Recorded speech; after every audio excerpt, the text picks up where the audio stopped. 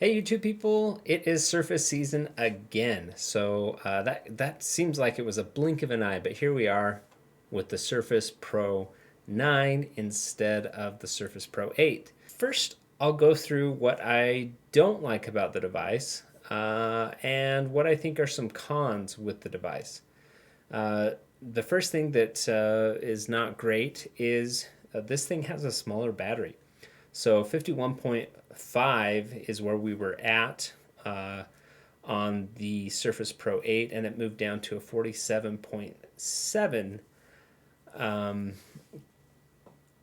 watt hour battery. So that's about a 7% difference, not huge. And I get that and this is the same battery whether you get the ARM Surface Pro 9 versus the Intel Surface Pro 9. So I get that they wanted to standardize the battery. Um, and they had to fit some new chips in there. They've got the new NPU in there. So it's not a huge deal, and for me especially, I usually use my devices plugged in for the most part. So I don't usually have the need to be away from a plug for hours and hours at a time. So for me personally, it doesn't affect me, but I know a lot of you guys really value your battery life. But that said, if these are newer chips, and the ARM one should last a long time if you're going for the ARM. Um, I'm not interested in that personally. I'll talk about that a little bit more. Um, I'm just a power user. I think the ARM is great. I think there's a lot of people who would do really well with an ARM device, but anyone who I don't know if you're if you're knowledgeable enough to know why you don't want an ARM, you probably don't want an ARM. Or maybe you are knowledgeable enough to do it and you want an ARM because you want that extra battery life. You don't play games, you don't need special applications, you have your software stack that you know already works on ARM. And but that's the kicker, you have to know that your software is going to work on that ARM device uh, with the performance that you need. Anyways, I'm speaking too much on ARM. The graphics, the Intel J graphics, XEJ, whatever you want to call it, it's the exact same graphical stack as before, and it according to the Intel specification, it's actually a bit slower on clock speeds even. So we went from last gen 11th gen Jade graphics had 1.3 gigahertz max. This new one has 1.25 max.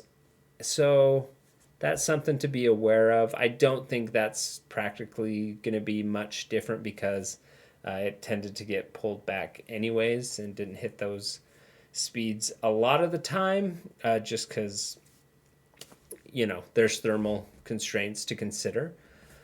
Um, and anyways, that's kind of my con list, and it's fairly short. Let me talk about what I think is really great about this new device. First of all, the colors.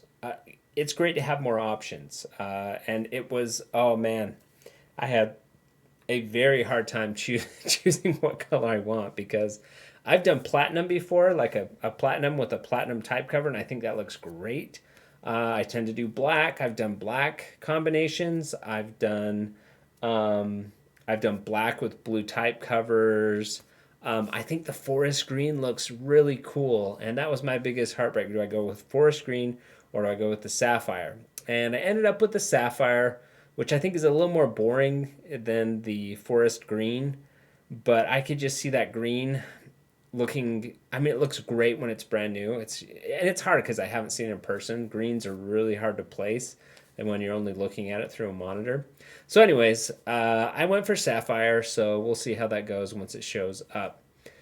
So new colors are cool. One of the other things that the 9 is going to have over the 8 is DDR5. So this is quite a bit quicker. DDR5, it looks like it should be. It's going to be either 4800 or 5200. They didn't define that spec, but the fact that it's DDR5 means it's going to be at least one of those two specifications. where the Surface Pro 4 had DDR4X, which was, I think, 4267 megahertz. So at the very least, we're getting quite a bit quicker RAM. So that's a plus. But let's talk about the 12th gen elephant in the room. 12th gen should be a good thing. I talked about how the graphics is a little bit of a retreat in performance according to the spec. That remains to be seen. But the fact that we have 8 efficiency cores and 2 performance cores, that is pretty awesome. So yeah, I mean, we should expect to see a pretty awesome increase in especially multi-core, multi-threaded workloads. That's actually, I mean, we're going from 4 cores to 10 cores. That's going to be a boost. So that's exciting. However, I mean, if you look at the Microsoft Dynamics video they released, that's what they talk about is like this 50% performance boost. If we look, let me go ahead and pull this up. If we look at this chart, I looked at a comparable device that's out already. 12th gen has been out for a long time. Windows Surface always tends to drag their feet and release their new devices halfway through the cycle. So it's already old news at this point. So a 1255U. The first thing to note is that here's several 1255U devices.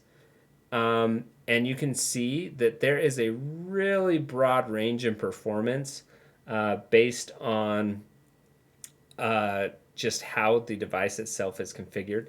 Now, a lot of people may be like, well, we had 28-watt chips last gen, and we didn't get the 1260p. I'm not too worried about that because Surface has always kind of just completely ignored the chip and just gone for how much can the chassis support in terms of thermal load, and would try to hit whatever it could. And the Surface Pro 8 was great. It had really awesome performance, and I'll even show you in some of these benchmarks in this comparable here. Like I say, don't get me wrong; these are not Surface Pro 9 benchmarks, but these are a device that uses the same chip as the Surface Pro 9 should have compared to the Surface Pro 8. And thank you to Notebook Check, which is where I'm at here. But this red line is a 1255U, and it's the fastest one. I expect the Surface Pro 9 to come out on top of, if you compare 1255U notebooks and performance 1-to-1, I expect the Surface Pro 9 to be near the top of the pack. That's just how they roll with Microsoft and the Surface line. They do a pretty good job. That is until they throttle. So keep that in mind. But that aside, the Surface Pro 8 did really not have any issues sustaining way more than 15 watts. So we should be in really good company. But let's look here. Here, the pink line is Surface Pro 8. So this is what they're talking about. This is like a multi-threaded workload, and you can see it's right around 800. And then the new chip is the red line with more cores, so 1360. So this is that 50% performance bump, and we're comparing i7 to i7 here, guys. So that's good, but let's go ahead and look at some other benchmarks here because I wanted to show you this. So here is the Pro 8 in 3D Mark, and you can see that it actually, versus the 1255U on the kind of the high end, even the 1265 on both these models, the Surface Pro 8 outperformed it graphically by 11%, which means we may actually see a regression in GPU capability, like I was saying, from the Surface Pro 8 to the Pro 9. So that's not good. That's not looking good for the Pro 9. So we do know we're going to get way better multi-threaded, but there may be less thermal overhead for that GPU, which means at least looking at what we have in 12th gen chips, the Surface Pro 8 is already beating most 12th gen, even with its 11th gen chip. So I know that's confusing because we're talking hypotheticals, but we'll see what happens. I expect that they'll at least be even. I have a hard time thinking that Microsoft wouldn't at least tune these to be within 5%, even if, I mean, we may see it trading blows, but there's no reason that the Surface Pro 9 would be faster than the Pro 8 from what I'm seeing here, but I expect it to be on par from a graphical perspective. Sure, you're going to have more performance on that CPU, definitely. And let's look at a few more benchmarks here. So over here, going up into a higher resolution, it's a lot more even. Pro 8 over what the Pro 9's chip is only 3% better. So, and then in Time Spy, again, 2%. So that's pretty interesting. But let's go look down at even Final Fantasy. I use Final Fantasy 15 benchmark a lot in my own testing, and you can see here that the Pro 8 11th gen is 12% faster than the chip we're going to have in the Pro 9 12th gen. So that's again going to be a wild card. Pro 9 such a wild card. So yeah, and then when you look at it, at 1080p instead of 720p, still same kind of thing. So there we have it. Couple more benchmarks here. In some areas, I mean, look at this one. My guess is in more CPU bound games, the Pro 8 does get wildly outperformed in some of these tests. So here's X-Plane. You can see that the 12th gen Intel outperforming 11th gen Intel by 43%. So it really is just going to come down to, how CPU bound versus GPU bound the game is. So performance is going to be really interesting to see how it turns up. And stay tuned and subscribe if you want to get my performance figures when I come through and actually get the Pro 9 in my hands. This is kind of just a preview and my thoughts. So let's talk a little bit more about the things that I like about the Pro 9. So far, what I've seen is they have moved the layout of the buttons and the USB ports. It's funny, they talk a lot about, we keep the platform consistent, and it's like, well, you just move the USB ports from the right to the left. And I get that the Pro X maybe already had them on the left. And they also moved the buttons from the side to the top. Thank you so much, because every time I plugged in a USB device, I would hit my power button. I'd be like, whoa, did I break my computer just now? So I did not like the power placement on Pro 8. So Pro 9, it's back up at the top as far as I can tell. Now, the other elephant in the room is what happened to my 3.5-inch jack. It's gone. I am not, at this point, I don't care. I know lots of you do. I know lots of people are still using the 3.5 millimeter. It's way easy to plug something in and fiddle with Bluetooth settings. I get it. Personally, I'm not going to notice that the 3.5-inch jack is gone. And but I wish the option was there. I know the only reason they remove it is because they got to include a Bluetooth chip no matter what, and that 3.5-inch jack costs 50 cents, and they have to put it in 1 million devices, and when they take it out, they're going to save X amount of dollars. They got to keep things profitable. I do appreciate that the pricing, I didn't exactly check model per model, but it seems like the pricing at least stayed the same, if not even came down $100 on some of the models comparatively, which is good. Inflation's up, so that's actually almost like it's almost like they reduced pricing. So I think they at least held pricing in line. It's still expensive versus some budget laptops. I get that as well. Times are tight for everyone right now. So it's nice it at least didn't go up. So what else do I got here? So the other benefit you get on the Pro 9 versus the Pro 8 is there is a wider range of dynamic refresh rate according to speculation. So we used to have 60 and 120, and supposedly now there's going to be 24. I don't know if it's static 24, static 60, and static 120, or a range in between 24 and 120. It's we'll have to see. We'll have to test that and see what we get with that. But at the very least, it has improved in its ability to dynamically adjust its frame rate, which I know that the Surface Pro 8, even though that came promised, took forever for that to actually roll out in Windows for many people. So hopefully this isn't another pie in the sky feature that we don't see for another 6 months. Hopefully that's not the case, but whatever.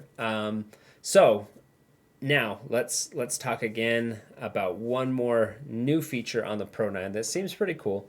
Their NPU acceleration. So it's neat when you have there's a lot of GPU accelerated filtering for noise, and GPU acceleration can be used in all sorts of areas.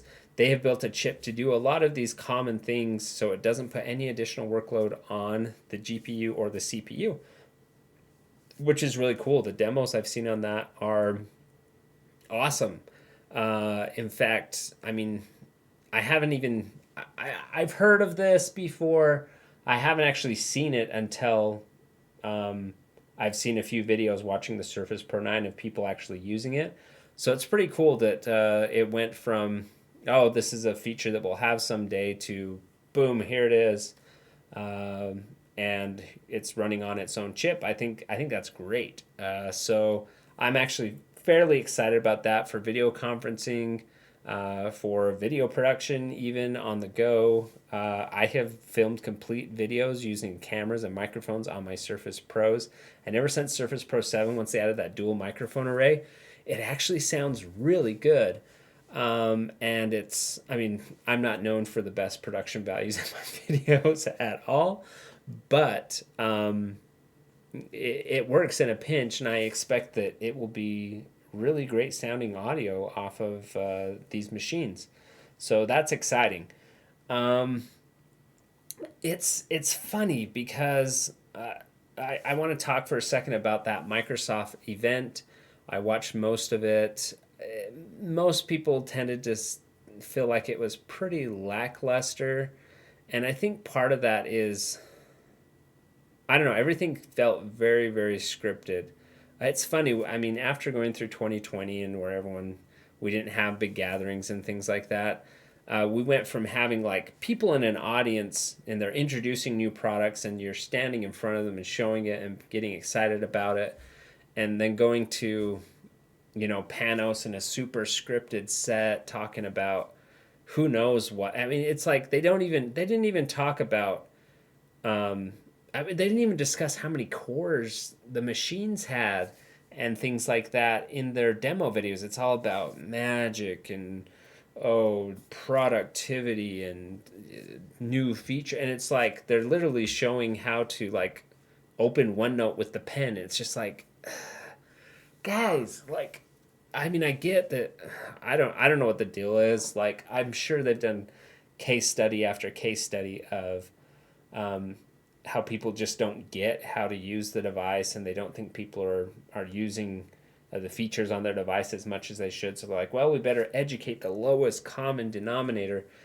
And I do appreciate these Microsoft Mechanics videos that they release at the same time. Those kind of go into more depth that the information that I want to hear about it. But even the Mechanics videos didn't really touch much on the details of how they designed everything. Another thing that was weird is we got aluminum. Maybe I don't understand this, but I know that the Surface Pro 8, we've shifted to aluminum.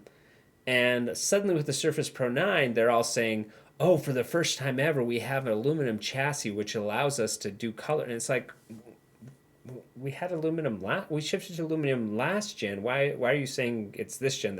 Anyways, it really doesn't matter.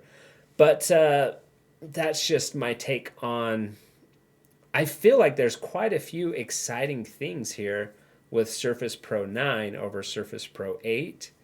I'm excited to, plug my eGPU into it, see if we get better performance now that there's more CPU, more cores to work with that maybe will boost performance. So I'm going to be taking a look at that with the eGPU on Surface Pro 9. It'd be nice if Microsoft ever reached out to me and actually let me demo things for them. I guess I'm just not that big enough of a YouTuber yet. But hey, we'll get there someday. Uh, yeah. So, what else are you excited about with the Surface Pro 9? Are you going to pick one up, or are you just going to go for a Surface Pro 8? Because you don't want to wait until I think the 25th. So, I don't know. These are my thoughts. If you like the video, go ahead and subscribe to the channel. Lots of Surface content. Have been covering Surface since Surface Pro 3. So I hope you guys appreciate that. I know a lot of my viewership has come from those Surface videos, so thank you. And we will see you on future Surface videos. See you around.